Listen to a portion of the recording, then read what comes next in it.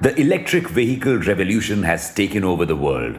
While it has been embraced all over the world, it often comes with an unwanted byproduct: anxiety.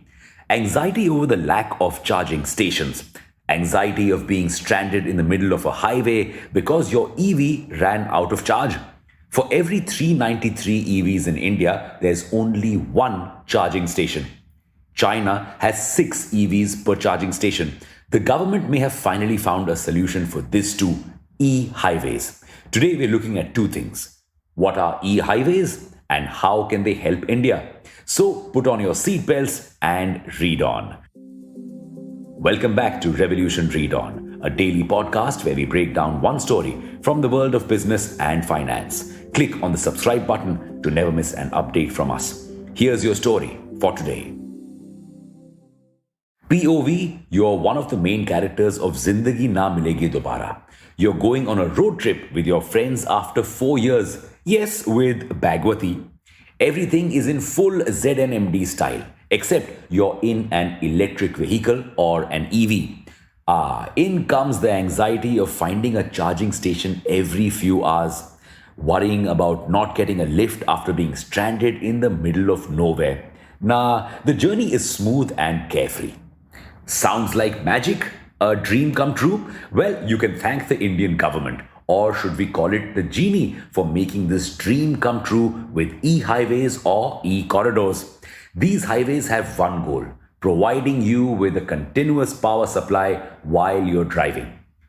How is this done? There are two ways. First, through overhead wire systems, and second, through charging infrastructure that is directly built on the road. The first option is relatively simple. When cars want to charge, they can connect with the overhead wires and get charged super fast. The second option is a bit more complicated. It includes building rails into the roads that can connect with the vehicle and charge it. For this, vehicles will also need a charging extension that can connect to the rails. So while your EV is moving, you can click one button and start charging your vehicle while you're driving, and you can remove the charger when you're done or when you want to overtake another vehicle. Simple, no? This will not only end charging anxiety and boost EV adoption, but also help the economy.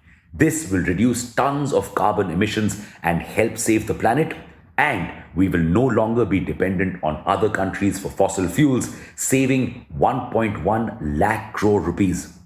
To achieve these goals, the government is reportedly in talks with Siemens, the largest industrial manufacturing company in Europe, to build e-highways in India.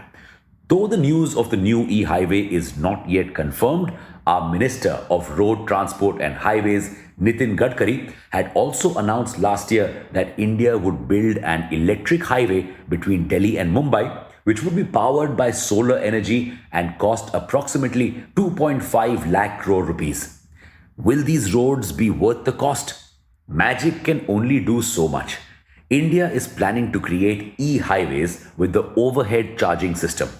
But this move could only benefit large vehicles like commercial buses and trucks, as there'll be a limit to how low the overhead wires can get. So why aren't we building the second type of e-highways, which would be able to charge all kinds of vehicles? Well, we would have to dig existing roads to develop this infrastructure. This would cost money and time, lots of it. Possible result? More traffic jams. Plus, these roads could be super prone to destruction. Imagine your car is charging and you forget to unplug it before you overtake another car. This could damage the road and your vehicle. So more anxiety combined with damage scares? Breathe. There's a solution to this too: wireless charging roads. That's what Formula E or Formula One with electric cars has done. This method uses the same tech as our wireless charging phones. The only problem, it is super costly. And it might be impossible to achieve at scale. So e-highways may not be the ultimate problem solvers for us, but they could still make India a lot greener. And for those who are still not into EVs because of range anxiety or quality problems, there are a lot of other green options that are coming up, like hydrogen-based cars, hybrid cars, biofuel based cars. So India's future looks clean, green, and exciting. What other steps do you think the government should take to boost EVs and green transportation? And should we bet on EVs as the future green transport, or should we place our bets on hydrogen powered vehicles? And with that, it's a wrap. Thank you for listening to this episode. We'll be back with more tomorrow. Until then, read on.